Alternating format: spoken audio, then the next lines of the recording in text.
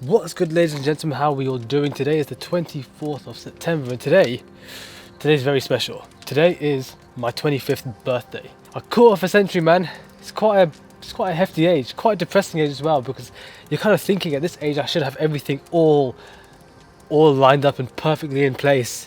Car, house, stable job, and quite frankly, none of that is in place. Anyway, that aside, I've seen a few people do this on YouTube, a couple of things they've learned on their special birthday, and because 25 is a nice round number, I thought, let's do 25 things I've learned in 25 years. So, without further ado, let's just start and see what things I've learned in the last 25 years, and maybe some of them apply to you.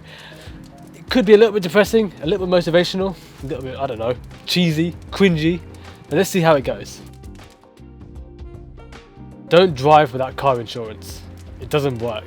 I'm not going to expand on that. I'm just going to tell you right from the get-go, don't drive without car insurance. Perhaps don't blow £5,000 to make your 20-year-old car look like a Lamborghini. It's probably not the best thing in the world. It doesn't look like a Lamborghini at the end of it, and you just lost £5,000, and your car would never be worth that sort of money, so don't go ahead and do that. Don't try and get rid of waste by setting fire to it. Actually, now I mentioned that, I'm actually in the garden, and in order to make this place look nice, we had a lot of waste left over, and instead of taking it over to the dump, I just set fire to it, and now consequently I've got a huge patch in the garden which is going to take about a year to replenish with grass. It's wise to have a secondary source of income, or at least have a side hustle. Honestly, it's so good to try and invest in yourself at this stage in your life, at 25, to try and figure out some sort of way to make a secondary source of income, maybe even a passive source of income, and I would highly recommend starting at least to try and figure out a way to make or supplement your income from perhaps your job that you already have. Exercise. It broadens your mind, makes you more confident, and makes you realise you have more potential than you thought. The way I see it is, if you exercise now and look after your health will look after you in the future. Also, low-key, it might make you look a little bit better. Don't come at me, you might be a lost cause, and maybe exercise won't help you, but I think it's made me look a little bit better. I don't know. The older you get, the more you realise people are just full of shit. And I know that's depressing, but it's so true. Honestly, the older you get, the more you realise people are just full of absolute bollocks.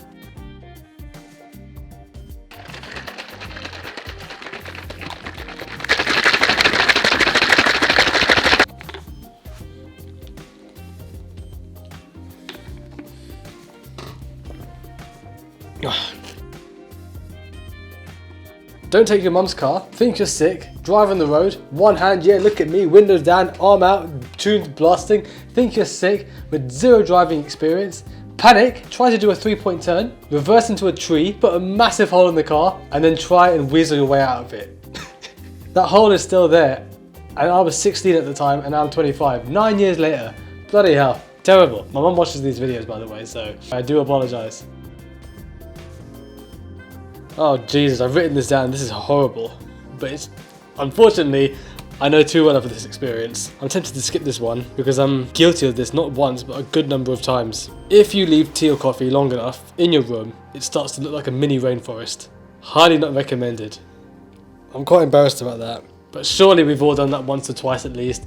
Left this cup of tea in your room or on your desk and completely forgot about it. For a day, or dare I say a week, or 2 weeks. And then you look at it and go, oh my god, you may as well just bin the cup. There's no point actually even trying to wash that.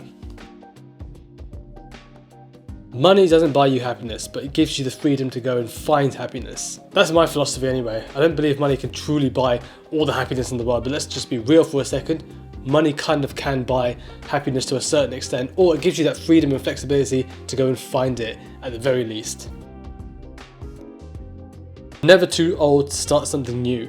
The best time to plant a tree was 20 years ago, but the second best time is actually now. And I love that. You're literally never too old to start anything, and you're never too old to say, I want to try something.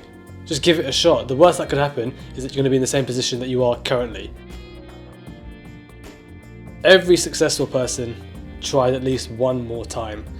And I love that because it literally says, don't give up. You're going to have to try and fail and try and fail thousands of times before you actually get to somewhere where you call successful. I believe that every successful person tried at least one more time. Had they not tried that final last time, they wouldn't be where they are.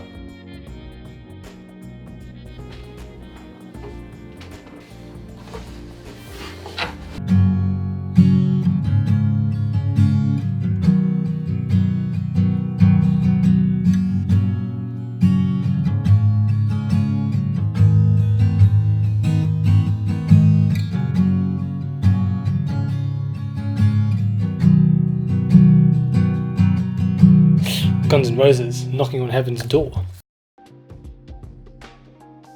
Try avoiding undercooked food. A couple of years ago I had a really bad experience around the time of Christmas. I ate some undercooked sausages, and I'm not going to lie to you, it's definitely safe to assume that new year started off with a massive explosion in my bathroom. This could be a bit controversial, but f it. Learn to value and respect money. You can only really value money when you start paying for your own shit. And this is very true. I know your parents will turn around and say to you, it's okay, you can live at home, everything's all taken care of for you. But the thing is, there's no sense of achievement, there's no sense of self-pride, there's no sense of worth when someone else is looking after you. And also, the older you get, the more you realise your parents have problems of their own. Try to be as little of a hindrance to your parents as possible and look after yourself for the most part. I mean, this includes paying for your own holidays, paying for your car insurance, even paying for your own car. If you can't afford a brand new Audi, just compromise and say, okay, I want a car, can't afford an Audi, I don't want my parents to go and fork out their hard-earned money for my new car. They should be able to buy their own new car. I can afford this car, so I'm going to have that. Pay for your petrol, pay for your food, and actually be able to cook for yourself as well. Do your laundry, all these sorts of things. It goes a long way, and also teaches you how to be a better bloody human as well. Buy good quality stuff. Yes, in the short run it's more expensive, but in the long run it's way cheaper. This goes for electronics, for clothing, and even food. Also in the future, it saves you a lot of time and hassle because cheaper things tend to break down much quicker than more expensive things, generally speaking. I'm not saying this is exclusively a law. So yeah, I would say one of my tips I've learned is to buy good quality things. It's a bit deep and a bit sentimental and a bit emotional, so time is valuable. Once it's gone, you can never get it back. It's the one thing out of everything you can never ever reclaim. So appreciate all the small moments in life and appreciate your friends and family around you. I think that's pretty self-explanatory. This is a personal view. I don't expect you to agree with me, but I'm hoping you see my point at least. The best relationships are those where you both are best friends initially. I don't understand how people can see someone and go, I want to be in a relationship with you. Personally, that's just not how I roll. I'd rather be good friends with you and build a good bond with someone and then see if things lead on in the future.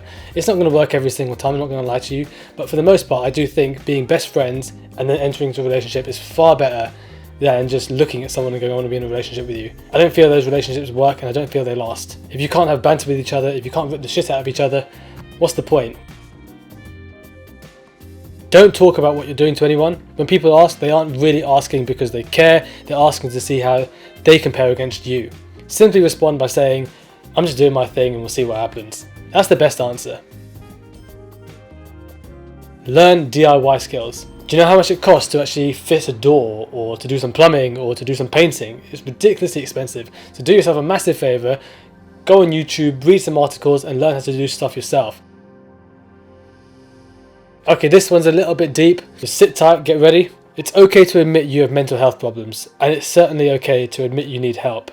I've had my fair share of times where nothing seems to be going right or going in the right direction, but talking about your issues certainly helps massively. Not only does talking help with your issues, but it also builds a bond between you and the person you're talking to, whether that be a teacher, a friend, a parent, even a work colleague. Just talk to someone you can trust, because it really does help. But definitely I would advise talking about your problems out loud. It really helps alleviate a lot of the internal stresses that you're probably carrying. Drink plenty of water. Sounds like a really obvious one, but when I was 17, I read somewhere that drinking more water can improve your physical strength and mental capacity by about 20%. I wasn't too interested in the mental capacity. This was when I was training really hard in the gym, and I was thinking, how can I become even stronger? And I think I just typed that into Google and I found this really interesting article about water. So I thought, yep, I'll try it. Let's see what happens. And I'm not gonna lie to you, 8 years later, I haven't looked back. I predominantly drink only water, and I found many benefits, of which include having healthy, clear skin with no spots and no marks, a more logical and open mind, significant strength increases in the gym. I'm not talking minor, I'm talking significant. Really massive strength increases just by drinking water, healthy hair, and, this one's going to be shocking, no body odor, which I've never really suffered with before, but I've found, especially during exams, and I'm going to openly admit it right here, especially during exams, I could happily go 3-4 days without a shower and I would still smell normal. You wouldn't even know. You've got no toxins running through your body, so you don't produce foul smells. I can't believe I've admitted that. It's only during like exams or really high stress periods. Getting a tattoo, like mine here, doesn't hurt a little bit, it hurts a huge amount. My advice on getting a tattoo is get it done once and get it done properly. It's going to cost you a bit of money, but it's definitely worth it if it's done properly. Don't lie on a CV. It makes interviews very awkward. Consistency is key. It's better to be 90% 50 times than to be 100% once. i.e., done is better than perfect. It's better to continuously show your work and develop than it is to just put out one piece of work and expect that to be your end all and be all of your success. Consistency is key.